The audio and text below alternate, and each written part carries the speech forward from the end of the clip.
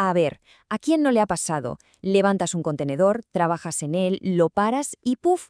Todos los datos se han esfumado. Es una frustración enorme, ¿verdad? Bueno, pues para dejar atrás esos contenedores de usar y tirar y empezar a construir aplicaciones serias, es absolutamente crucial entender cómo funciona el almacenamiento en Docker. Y de eso va esto. Vamos a meternos de lleno en las estrategias para que nuestros datos por fin persistan. Vale, vamos al meollo de la cuestión. ¿Por qué pasa esto? ¿Por qué por defecto todo lo que hacemos dentro de un contenedor se pierde? Podríamos pensar que es un fallo, pero no, para nada. La respuesta está en su arquitectura, en cómo están construidos los contenedores por dentro, en su sistema de capas. Mirad, es bastante sencillo de entender. Cuando Docker crea un contenedor, parte de una imagen, que es como una plantilla de solo lectura. Es inmutable, no se puede cambiar.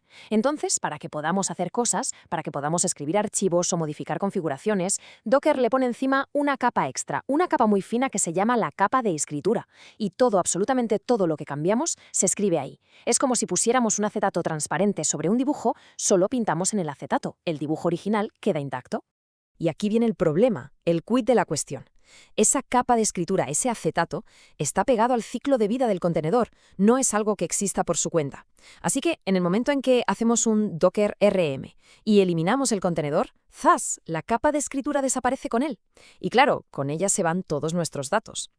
Para cualquier aplicación que se tome en serio, ya sea una base de datos o simplemente guardar logs, esto es sencillamente un no rotundo. No nos sirve.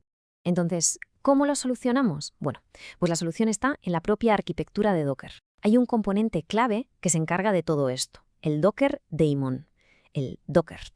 Pensad en el Docker Daemon, en Docker, como el cerebro de la operación. Es ese proceso que siempre está corriendo en segundo plano en nuestra máquina y que realmente hace todo el trabajo pesado. Es el jefe de almacén, el que gestiona todos los recursos de almacenamiento, el que crea los volúmenes, el que los monta, todo pasa por él. Nosotros le damos órdenes a través del cliente de Docker, pero es el daemon el que las ejecuta. Y este flujo es súper interesante. Cuando nosotros tecleamos en la terminal, por ejemplo, Docker Volume Create, no es el cliente de Docker el que se pone a escribir en el disco. No, lo que hace el cliente es mandar un mensajito, una petición a través de una API al daemon, y es el daemon el que dice, vale, me piden un volumen, entonces va al sistema de archivos del host, reserva el espacio y lo gestiona. Es una cadena de mando muy clara. Vale, ya sabemos quién es el jefe. Ahora vamos a ver qué herramientas nos da para trabajar. Docker nos ofrece básicamente 3 formas de solucionar el problema de la persistencia, y cada una sirve para una cosa muy concreta. El primer método, y el que Docker recomienda casi siempre, son los volúmenes. ¿Qué es un volumen? Pues en el fondo es una carpeta en nuestro sistema de archivos, en el host, pero, y esto es lo importante, está 100% gestionada por Docker. Nosotros no tenemos que saber dónde está esa carpeta, no nos importa su ruta física, solo nos comunicamos con ella a través de un nombre, como datos-db. Esta abstracción es potentísima porque hace que nuestros datos sean portables, fáciles de mover, de hacer backups, son la opción por defecto para producción, bases de datos, logs, lo que sea. La segunda opción son los bind mounts o montajes de tipo bind. Aquí la historia es completamente diferente. A diferencia de los volúmenes, donde Docker gestionaba todo, aquí somos nosotros los que le decimos, oye, quiero que esta carpeta exacta de mi máquina, por ejemplo, /home, /mi usuario, /proyecto, se vea dentro del contenedor en esta otra ruta. Tenemos control total. Y esto es oro puro para el desarrollo. ¿Para qué? Pues para montar nuestro código fuente directamente en el contenedor y ver los cambios al instante. Y por último, tenemos los montajes TMPFS. Esto es un poco más exótico. Con TMPFS, los datos no se escriben en el disco duro, se escriben directamente en la memoria RAM del host. ¿Qué conseguimos con esto? Una velocidad de escritura y lectura brutal. Altísimo rendimiento. Pero claro, tiene una pega enorme. La RAM es volátil. En cuanto paramos el contenedor, adiós datos. ¿Para qué se usa entonces? Pues para cosas muy específicas, datos temporales que se generan y se destruyen rápido, o para información sensible que por seguridad no queremos que llegue a escribirse nunca en un disco físico. Esta tabla lo resume todo a la perfección. A la hora de decidir, solo hay que hacerse unas pocas preguntas. Primero, ¿quién quiero que gestione esto? Si la respuesta es Docker, entonces usamos volúmenes. Si la respuesta es yo y quiero control total sobre la ruta, entonces un bind mount. Segundo, ¿para qué lo voy a usar? Si es para datos de producción, como una base de datos, volúmenes sin dudarlo. Si es para el código fuente mientras desarrollo, bind mounts. Y si es para algo súper rápido, temporal o sensible, TMPFS. Y la última pregunta, la de la persistencia, es la más fácil. Si no queremos que sobreviva al contenedor, TMPFS es la única opción. Muy bien, ya está bien de teoría. Vamos a mancharnos las manos y a ver cómo se ve todo esto en la terminal con comandos de verdad. Venga, primer escenario, el más típico de todos. Una base de datos. Aquí tenemos un Docker Run para levantar un contenedor de MySQL. La magia, como se ve, está en el flag "-v".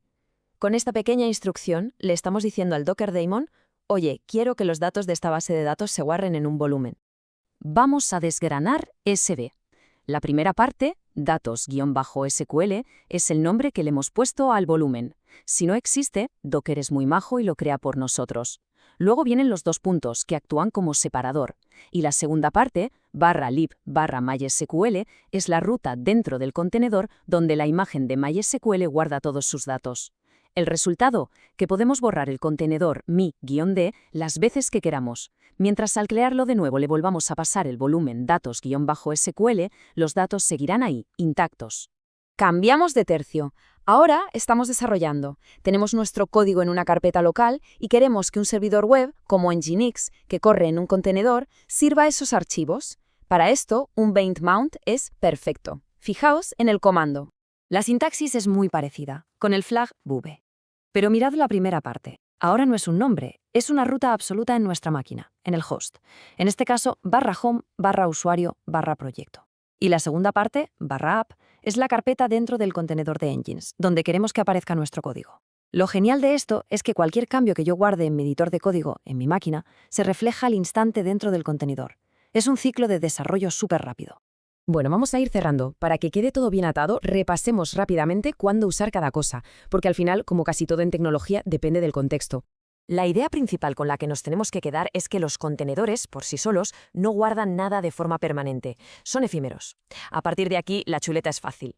Para producción, para datos importantes que tienen que sobrevivir, siempre volúmenes. Están gestionados por Docker y es la forma más segura. Para desarrollo, para poder editar código y ver los cambios al momento, Bind Mounts. Y para esos casos raros de altísimo rendimiento o datos que no deben tocar el disco, TMPF. Y recordemos siempre quién está detrás de toda esta magia, el Docker Daemon.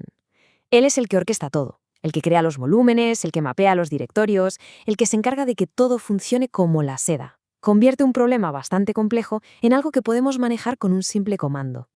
Y para terminar, os dejo con una pregunta para ir un paso más allá. Hemos visto que TMPFs puede ser útil para datos sensibles porque vive en RAM. Pero ojo, Docker tiene una herramienta específica para esto, los Docker Secrets. Un TMPFs es al final un sistema de archivos en memoria, mientras que un secret es un objeto de primera clase en Docker, diseñado para pasar credenciales de forma segura, sobre todo en orquestadores como Swarm o Kubernetes. Entonces la pregunta es, en un escenario donde la seguridad es crítica, ¿cuándo optaríamos por un montaje TMPFs y cuándo sería indispensable usar un secret? Ahí lo dejo.